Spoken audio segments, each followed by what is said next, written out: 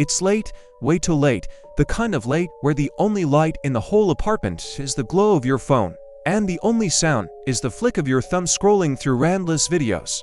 That was me. Leo. Just another Tuesday night, lost in the digital rabbit hole. The world outside my window was asleep, but in here, it was a highlight reel of other people's perfect lives, funny pets, and dance challenges. I was deep into a compilation of satisfying videos, kinetic sand being sliced, paint being mixed, that kind of stuff. It's mindless, almost hypnotic, the kind of content you watch when you're too tired to sleep but too wired to put your phone down. My eyelids felt heavy, but my thumb kept going. Flick, another video, flick, another one. Then, I landed on a weird one. It was just a static shot of a dark room. It looked like a bedroom, but it was hard to tell. The quality was grainy, like it was filmed on an old webcam. There was no sound, no movement, just darkness. My first thought was that it was a buffering issue, or maybe just a badly uploaded video. I was about to scroll past it, but something made me hesitate. A flicker of movement in the corner of the frame. I squinted, bringing the phone closer to my face. It was nothing, probably just a glitch in the video compression. I poked my thumb on the screen to swipe up, but then it happened again. This time it was clearer. A shape, long and thin, like an arm, slowly uncoiled from the shadows. It moved in a way that was completely unnatural, like a stop-motion animation, jerky and disjointed. My heart started to beat a little faster. This was creepy, really creepy. It felt like one of those found-footage horror shorts.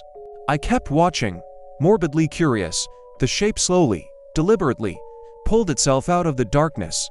It wasn't an arm, it was a person, or something that looked like a person. It was tall, unnaturally so, and its limbs were too long for its body. Its movements were all wrong, like a puppet with tangled strings. It crawled across the floor of the dark room on the screen, its head lolling to one side. I couldn't make out a face, just a pale, blurry oval in the gloom. A shiver ran down my spine. This was really well made, I thought. The special effects were subtle but effective. The creature on the screen crawled towards the camera, getting closer and closer until its form filled most of the frame. Then it stopped. It just stayed there, motionless, as if it were looking right at me. The feeling was so intense, so direct, that I instinctively pulled the phone away a little. I chuckled nervously. Get a grip, Leo, I muttered to myself. It's just a video. Someone is just trying to be scary. And hey, it's working. I decided I'd had enough. My thumb moved to swipe away, to get back to the happy world of cake decorating videos and golden retrievers. But the screen wouldn't respond. I swiped again. Nothing. I tried tapping the home button. Nothing. The phone was completely frozen.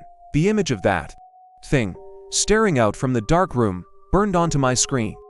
A knot of genuine panic started to form in my stomach. I tried to force a restart, holding down the power and volume buttons. The screen stayed exactly the same.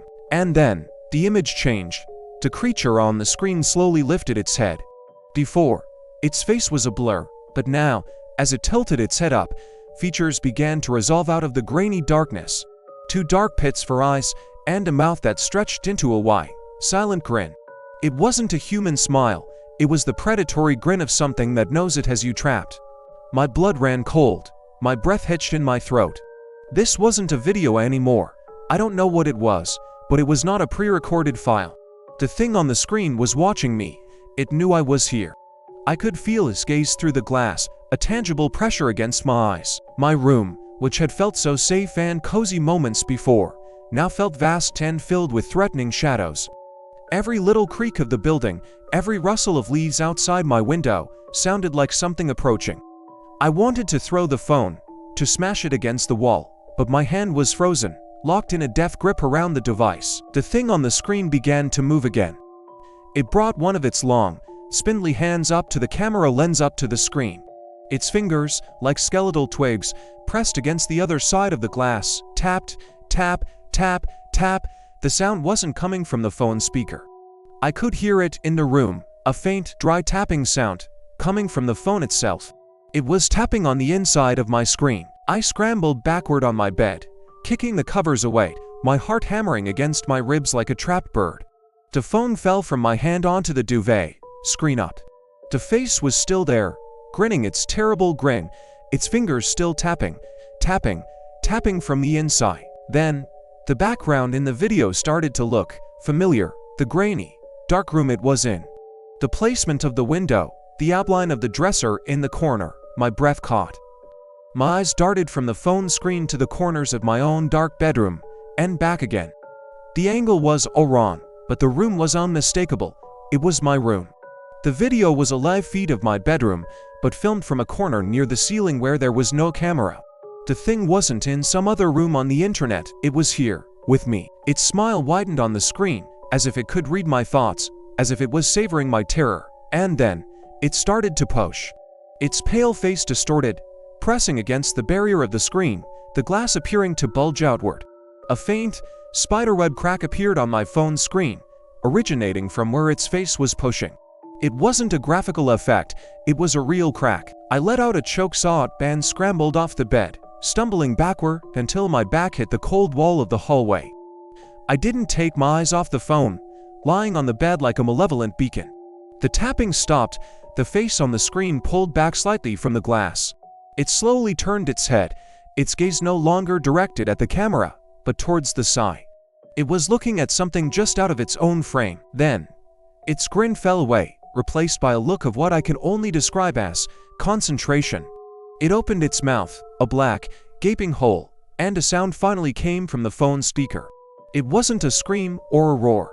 It was a low, guttural, static-filled hiss, like a radio tuned between stations. The sound grew louder and louder, filling my small apartment, vibrating through the floor. As the hissing reached a crescendo, my bedside lamp flickered violently and then went out. The refrigerator in the kitchen, suddenly and silent. The whole apartment was plunged into absolute darkness, except for one terrifying point of light. The phone screen. On that screen, the creature was gone. The image was now just a grainy, empty shot of my own dark room, viewed from that impossible angle. The video was still playing, it was still live, but the thing was no longer on the screen. A floorboard creaked in the living room. I stood frozen in the hallway, my body rigid with a terror so profound it was paralyzing. I couldn't scream, I couldn't run. All I could do was listen to the soft, deliberate, shuffling footsteps coming from the other room. The same unnatural, jerky rhythm I had seen in the video. It was moving from the living room, through the small kitchen, and towards the hallway where I stood. Towards me. The light from the phone screen on the bed cast a long, faint rectangle of light onto the hallway floor. A shadow fell across it, a shadow that was too tall, too thin, with limbs that bent at all the wrong angles. It paused just around the corner, its shadow grotesquely elongated and distorted. I could hear its breathing now, a dry, rattling sound, like dead leaves skittering across pavement. I closed my eyes, a pathetic, final act of denial. If I can't see it, it can't be real, but I could feel it.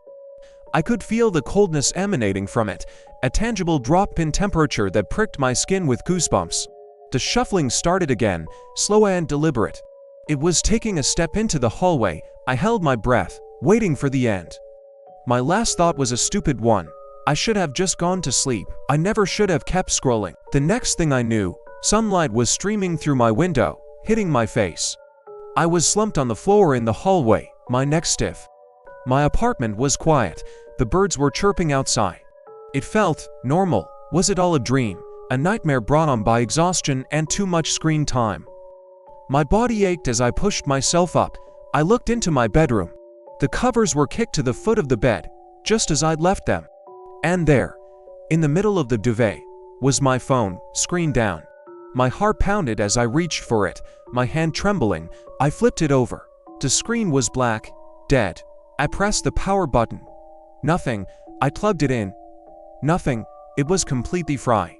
But that wasn't the worst part.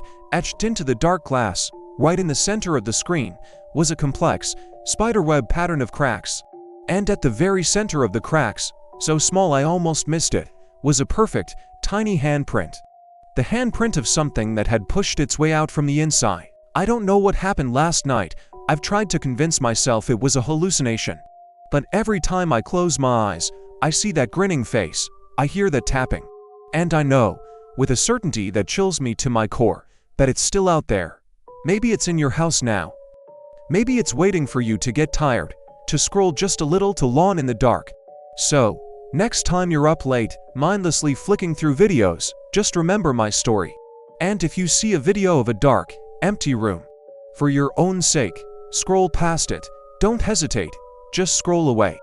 And pray your phone doesn't freeze. Thanks for listening, stay safe out there, and maybe, just maybe, get some sleep.